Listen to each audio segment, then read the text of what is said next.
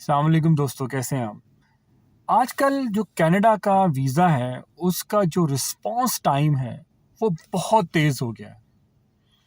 अगर हम आज से 1 साल पहले चले जाएँ, तो कनाडा का जो अगर आप वीज़ा अप्लाई कर रहे थे, स्पेशली अगर इंडिया, पाकिस्तान सबकॉन्टिनेंट से, तो जो उसका रिस्पॉन्स टाइम था, वो 1 साल से भी ज़्यादा जा चुका था, जो उसका डिसीजन टाइम था।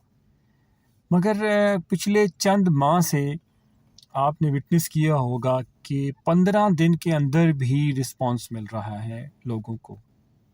वो कैसे? जी हाँ, बिल्कुल, कनाडा ने एक्चुअली टेक्नोलॉजी का इस्तेमाल किया है, एआई टेक्नोलॉजी का, और शिनॉक 3 सॉफ्टवेयर यूज़ कर रहा है।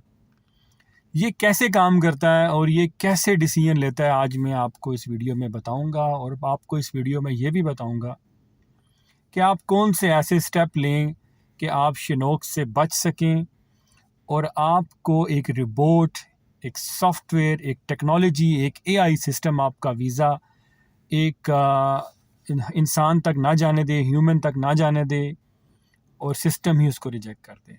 सो आगाज़ करते हैं आज की इस वीडियो का। तो सबसे पहला पॉइंट, ये कैसे काम करता है शिनॉक 3।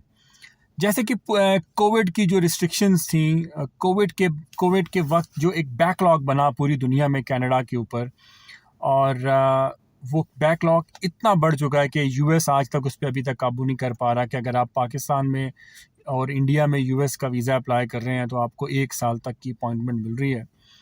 कनाडा ने अपने इस बैकलॉग पर बहुत तेज़ी से काम किया और उन्होंने टेक्नोलॉजी का इस्तेमाल किया और शिनॉक 3 को इंट्रोड्यूस करवाया। शिनॉक 3 बेसिकली ये एक टेक्नोलॉजी है जो एआई के ऊपर काम करती है। एआई टेक्नोलॉजी के बेस पर एक एक्सेल शीट फार्मूला है, और ये इसके जो मेन फैक्टर्स हैं रिजेक्शन के, नंबर 1, आपकी बैंक स्टेटमेंट, आपकी फाइनेंशियल पोजीशन।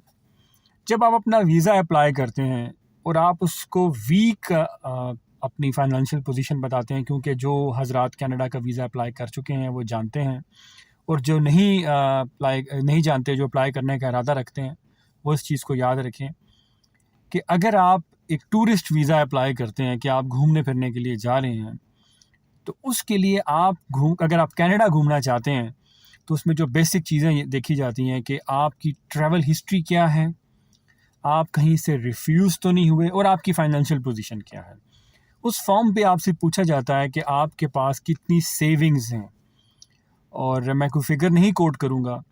अगर आपकी जो सेविंग्स हैं, जो फिगर हैं, वो अगर सिस्टम समझता है, कनाडा समझता है, कनाडा की गवर्नमेंट समझती है कि वो काफ़ी नहीं है, कि आप इस पोजीशन पर नहीं हैं कि आप घूमने के लिए जाएं या आप सैर व तफरीह के लिए कनाडा जैसे महंगे मुल्क में जाएं, और आप उसमें एक ऐसी फिगर सेविंग्स देते हैं, ऐसी फिगर डालते हैं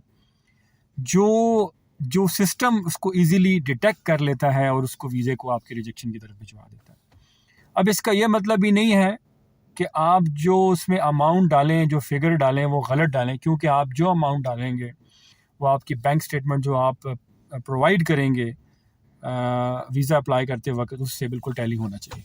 सो पहली तो मैंने आपको पोजीशन बता दी कि अगर आपकी बैंक स्टेटमेंट वीक है तो आप अपनी किस्मत बिल्कुल भी ना आजमाएं, वरना आपका वीज़ा स्ट्रेट रिफ्यूज़ हो जाएगा। नंबर 2, आपकी ट्रैवल हिस्ट्री।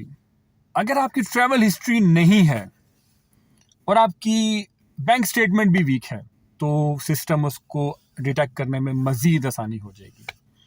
नंबर 3, आपका कोई रिफ्यूज़ल है, जैसे कि आपका यूके का, यूरोप का, यूएस का या कनाडा का, ऑस्ट्रेलिया का ऑलरेडी रिफ्यूज़ल है, और साथ सपोर्ट कर रहा है उससे, बैंक स्टेटमेंट भी सपोर्ट कर रही है उससे, और उससे आपका ट्रैवल प्लान भी सपोर्ट नहीं कर रहा, तो सिस्टम को इजीली चांस मिल जाएगा सॉफ्टवेयर को कि उसको रिफ्यूज़ कर दे। बेसिकली ये मुख्तलिफ़ चीज़ों की कड़ियों को मिलाकर एक सॉफ्टवेयर बनाया गया है जिस पर ये वीज़ा रिजेक्ट होता है। तो आपको करना क्या है, अगर तो आपकी बैंक स्टेटमेंट वीक है तो आप अपनी बैंक स्टेटमेंट को स्ट्रॉन्ग करें वीज़ा अप्लाई करने से पहले। नंबर 2, अगर आपके किसी कंट्रीज़ के रिफ्यूज़ल्स हैं, तो आप बेहतर जानते हैं कि कौन सी कंट्रीज़ के, डेवलप कंट्रीज़ के अगर आपके बैक टू बैक रिफ्यूज़ल्स हैं और आप समझते हैं कि वो रिफ्यूज़ल तब गलत थे, तो फिर आप ज़रूर अप्लाई करें। अगर आपने 3-4 जगहों से किस्मत आजमाई हुई है और आपकी जो फाइनेंशियल पोजीशन और आपके जिन बैकग्राउंड पे वीज़ा आपका रिजेक्ट हुआ था उनमें कोई इम्प्रूवमेंट नहीं आई, तो आप बिल्कुल किस्मत मत आजमाएं। कनाडा का वीज़ा अप्लाई करने के लिए आपके पास एक अच्छी फाइनेंशियल बैंक स्टेटमेंट होनी चाहिए, फाइनेंशियल पोजीशन होनी चाहिए, एक अच्छा ट्रैवल प्लान होना चाहिए और आपकी ट्रैवल हिस्ट्री होनी चाहिए। और अगर आपकी ट्रैवल हिस्ट्री नहीं है तो आपके पास एक अच्छी फाइनेंशियल पोजीशन उनको दिखाने के लिए ज़रूर होनी चाहिए ताकि आप एआई सिस्टम से बच सकें।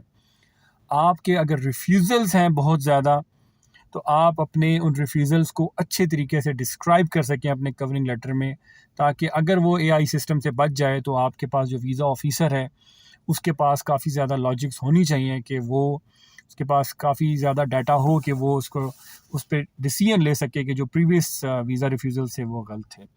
सो इन सब चीज़ों का ख्याल रखें आप एआई सिस्टम से बचने के लिए, वरना आप एआई सिस्टम के मद में आ जाएंगे। और उन लोगों के लिए अच्छी भी न्यूज़ है कि जिनके पास वीज़ा रिफ्यूज़ल्स हुए हैं, मिसाल के तौर पे उन लोगों के लिए माज़रत अच्छी खबर भी है कि जिनकी ट्रैवल हिस्ट्री बहुत अच्छी है, उनकी बैंक स्टेटमेंट बहुत अच्छी है और उनका फैमिली टाइज बहुत अच्छी है, तो एआई सिस्टम उनके लिए बहुत अच्छा भी है कि उनको 15 दिन के अंदर सिस्टम उनको वीज़ा भी दे देता है, क्योंकि एआई सिस्टम उनको अप्रूव करता है। सो अप्लाई करने से पहले ये वीडियो ज़रूर देखिएगा। बहुत शुक्रिया।